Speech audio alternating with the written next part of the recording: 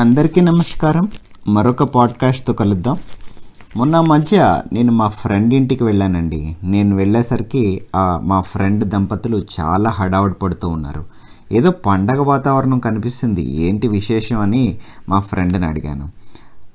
ఆయన, మా అమ్మాయి సుధ తెలుసు కదరా, సుధ దానికి మంచి ఉద్యోగం వచ్చింది, ఈవేళ అది మొదటి నెల జీతం అందుకునే రోజు, అందుకని దృష్టి తీయటం, స్వీట్స్ తినిపించడం అంటూ చాలా కార్యక్రమాలన్నీ ఉద్వేగంగా ఉత్సాహంగా చెప్తున్నారు. అలా చెబుతూ ఉండగానే వారి కూతురు సుధ వచ్చింది.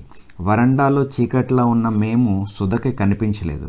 సుధ గబగబా లోపలికి వెళ్ళిపోయింది. సుధ లోపలికి వెళ్ళగానే నా స్నేహితుడి ముఖంలోకి చూశాను. ఆయన మొహం ఎంతో ఆనందంతో వెలిగిపోతుంది. క్షణం తర్వాత లోపల నుంచి మాటలు వినపడుతున్నాయి. తొలి జీతం కదమ్మా, నాన్నగారికి ఇవ్వు అని సుధ తల్లి చెప్తున్నారు. ఇవ్వను, తెగేసినట్టు చెప్పింది సుధ. సుధ గొంతు కొంచెం గట్టిగానే వినపడింది. అప్రయత్నంగా మా ఫ్రెండ్ ముఖం వంక చూశాను. ఆయన ఫ్యూజ్ పోయిన బల్బులా మాడిపోయి ఉన్నారు. నేను అక్కడ ఉండటం సబబు కాదనిపించి లేవబోయాను. నా చెయ్యి పట్టుకొని కూర్చోమన్నట్టు మా ఫ్రెండ్ లాగారు. వాళ్ళ చెయ్యి సన్నగా వణుకుతూ ఉంది.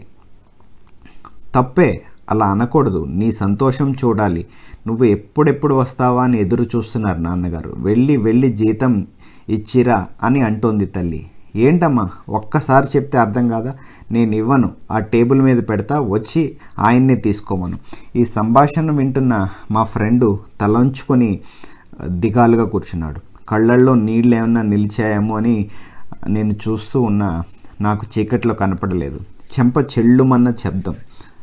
అమ్మా, ప్రేమ లేదు, కనీసం విశ్వాసం కూడా లేదే నీకు, ఏడుపు దాచుకోలేకపోతుంది తల్లి.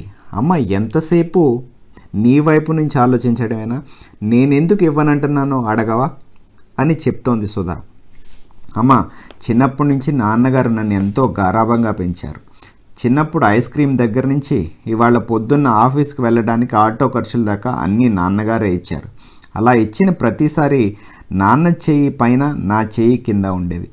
ఇలాంటిది ఇప్పుడు ఏదో జీతం వచ్చింది కదా తగుదనమ్మా అని నాన్న చెయ్యి కింద, నాపై చెయ్యి ఉంటుందమ్మా. అలా ఉండటం నాకు ఇష్టం లేదు.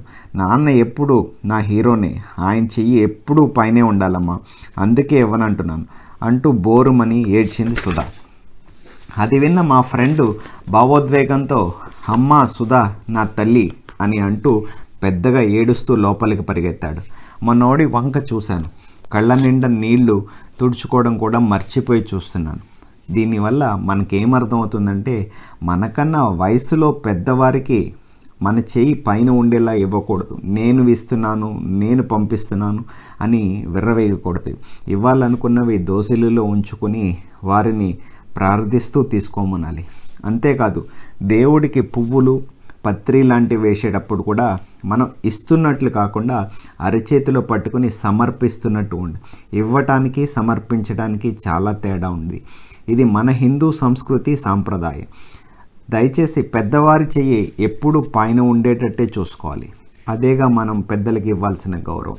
మరొక స్టోరీతో మళ్ళీ కలుద్దాం. Thank you.